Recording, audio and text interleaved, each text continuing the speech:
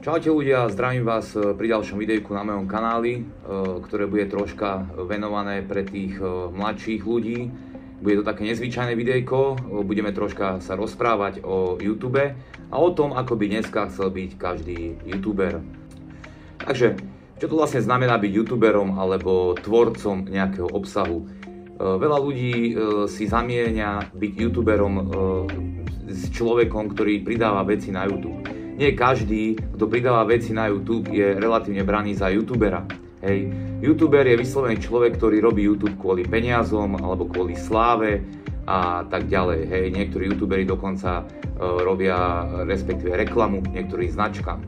Pointa teda je, že keď sa chcete rozhodnúť robiť YouTube pre peniaze, musíte spĺňať určité veci v dnešnej dobe. Ja vám poviem za chvíľku príhodu alebo môj príbeh z minulosti, z roku 2011-2013, keď som pôsobil na YouTube, ale v dnešnej dobe, v roku 2023, potrebujete na to, aby ste zarábali z YouTube, na to, aby ste vôbec zarábali a mohli vôbec požiadať YouTube o tú možnosť zarobiť z neho nejaké peniaze, tak potrebujete na YouTube mať už 1000 fanúšikov, respektíve 1000 odoberateľov, 1000 subscribov. Keď splníte hranicu 1000 odoberateľov, musíte ešte splniť druhú vec, ktorá je rozložená na dve podskupiny. Takže keď máte 1000 odoberateľov, ešte potrebujete buď 4000 hodín pozretia z vašich videí, alebo 10 miliónov videní vašich short videí. To znamená, keď máte teda už 1000 odoberateľov a máte teda 4000 hodín mesačne watch time, teda pozretých hodín, alebo teda máte tých 10 miliónov videní za short, tak môžete požiadať YouTube o zarábanie z vašich videí. No a ako to teda vlastne celé funguje?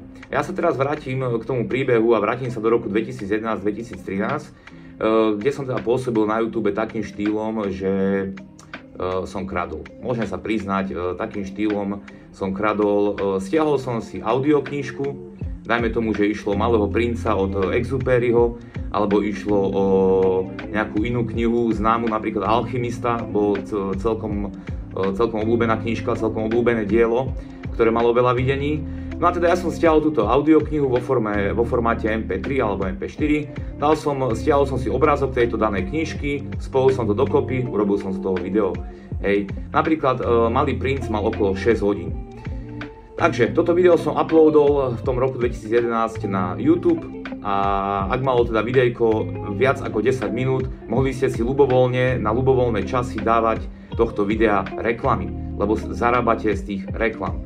Vysvetlím za chvíľu. Takže teda uploadol som video, dal som reklamu na začiatok videa, na koniec videa a potom na každú pol alebo jednu hodinu, jednu reklamu. Takže viac menej, keď som mal 6 hodinové video, tak tých reklam tam mohlo byť kľudne 10-15. No, čo ďalej? Takže, keď teda máte toto v tej dobe, keď ste teda uploadli videjko v takejto dĺžke a dali ste teda 17 reklám, dajme tomu, že niekto si to video pozrel celé a videl tých 17 reklám. Všetkých, bez preklikov. Samozrejme záleží na tom, či tú reklamu niekto na ňu klikol, alebo tú reklamu preklikol, že ju skipol a tak ďalej. Od typu reklamy sa odvíjalo samozrejme aj ohodnotenie. Tie dlhšie reklamy zarábali viac peňazí ako tie krátke, ktoré sa dali skipnúť, alebo tie 3-sekundové. To znamená, že dajme tomu, že tých 17 reklám, z toho 8 bolo dlhých, 8 bolo krátkych, jedna bola nejaká úplne super kratučka. Dokopy, dajme tomu, že z jedného videnia tej reklamy ste mali 10 centov.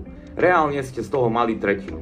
Z tých 10 centov si 3 centy zobral YouTube, 3 centy si zobral poskytovateľ reklamy a tie zostaté 3 centy bolo pre vás. To znamená, že keď ste zarobili, ja neviem, 100 €, tak ste zarobili reálne len 30, lebo 30 išlo YouTube, 30 išlo sprostredkovateľ reklamy a 30 išlo vám ako tomu, na ktorého obsahu tá reklama bola pozretá. Mne prvé 2 mesiace zarobil YouTube pomocou týchto audiokníh nejakých 150 až 230 €. Bolo to v tejto nejakom takomto rozmedzi, už to nepamätám, je to naozaj dávno. No a najviac, keď už som mal teda tých fanúšikov, tých odoberateľov, mal som okolo 1500 odoberateľov, väčšinou to boli ženy, ktoré mi tam písali, že moje knižky knižky, počúvajú v kuchyni, pri domácich prácach, skrátka si dali slúchadka a robili si nejakú domácu robotu, merkovali deti a tak ďalej.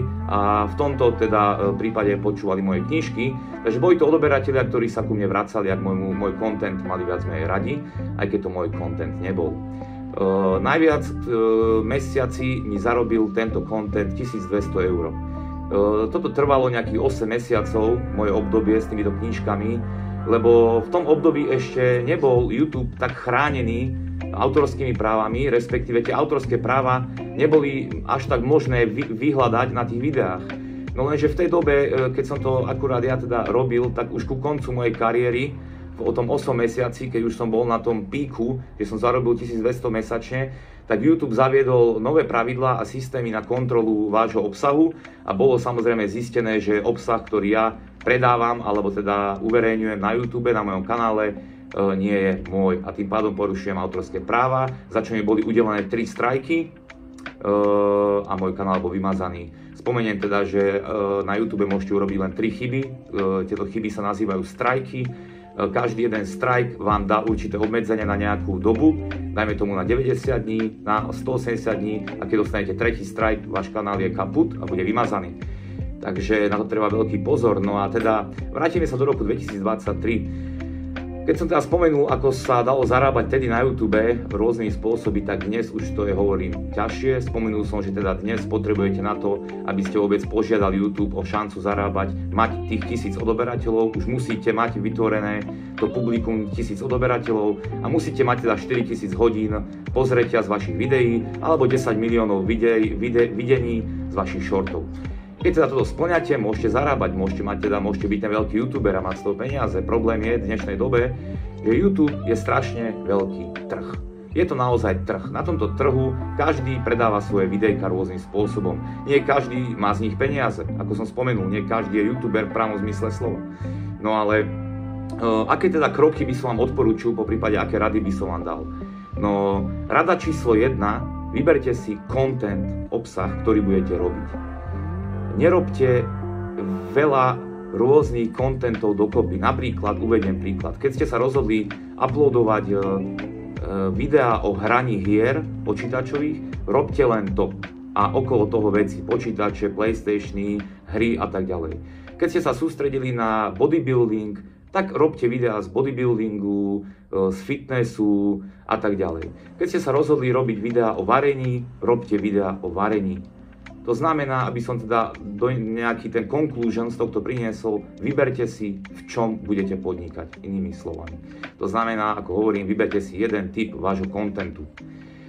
Druhá vec, publikum. Zamerajte sa na publikum. Keď teda varíte, predpokladám, že asi budete mať viacero ženského publika než mužského, tak môžete do vášho kontentu pridať aj nejaké iné videjka, ktoré sa netýkajú varenia, ale budú sa týkať vášho publika. To platí aj pri iných kategóriách videí. A samozrejme ďalšia vec, dávajte si pozor na to, čo uploadujete. Muziku musíte použiť len takú, ktorá je bez autorských práv, poprípade je vami vyrobená a viete to nejako dokázať, aby vaše video mohlo zarábať. Keď sa náhodou aj nájde na vašom videu nejaký content alebo obsah, ktorý nepatrí vám, tak to video zrejme budete môcť mať na YouTube, ale nebude zarábať žiadne peniaze, aj keď bude generovať videnia, views. Takže dávajte si na toto pozor, takisto neodporúčam nahrávať žiadne násilné veci, sexuálny content a tieto veci to vôbec nepatrí na YouTube. Každopádne myslím, že ten content bude aj tak neskôr nahlásený a vymazaný, pravdepodobne. No a aby som teda došiel k tomu záveru, keď teda chcete byť YouTuber, vyberte si, aké videjka chcete robiť, komu majú tie videjka byť určené a samozrejme sa venujte aj kvalite.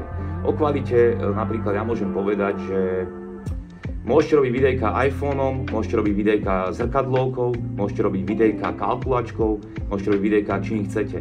Nie vždy každý má aj možnosť mať pri sebe zrkadlovku alebo si kúpiť veľkú kameru za 5000 eur alebo za 2000. Ja osobne používam väčšinou iPhone, ktorý mi úplne stačí, mám ho vždy pri sebe, takže niekedy aj keď video nejaké chcem natočiť zo života, ktoré sa akurát deje, tak nemám čas ísť domov pre zrkadlovku alebo pre GoPročku, skrátka vyťahnem telefón z váčku a natočím ho. Veľakrát som zistil, že tieto videá, ktoré niekedy urobím zo života, nejaké shorts a nejaké, ktoré sú pohotové, ktoré sa naozaj stanú len, keď ste tam, alebo ktoré sa stali, že už proste to neviete ten moment zopakovať, tak tie videá sú že aj väčšinou najlepšie a mne sa to tak osvedčilo.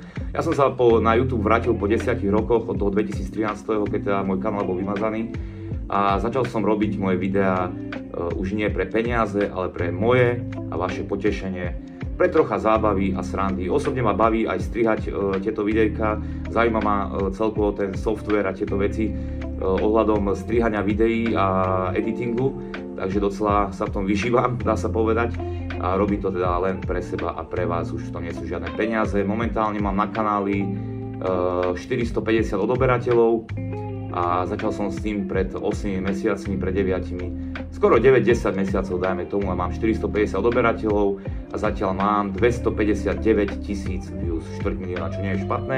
Momentálne sa zameriavam hlavne na short videá, na krátke videá, niektoré sú z hrania, väčšinou Daisy, Counter-Strike, niektoré sú zo života, z situácií a niektorých vecí, ktoré som zbadal v živote okolo a musel som ich zachytiť na kameru. Takže mám taký rôznorodý content, čo vlastne porušujem pravidlo alebo radu, ktorú som povedal vám, ale ja radím vám, ako zarábať z YouTube. Ja nerobím videjka teraz na môj YouTube kvôli peniazom, robím ich čisto len pre potešenie vás a mňa. Takže táto rada platí, vyberte si content, ktorý chcete robiť, nemixujte to dokopy. To je asi tak všetko pre dnešné videjko. Dúfam, že sa vám bude dariť, dúfam, že vám moje rady nejako pomôžu do budúcna a uvidíme sa pri ďalšom videi. Sledujte, podporte, dajte subscribe, like, sem tam nejaký koment a vidíme sa pri ďalšom videi. Čaute, banda.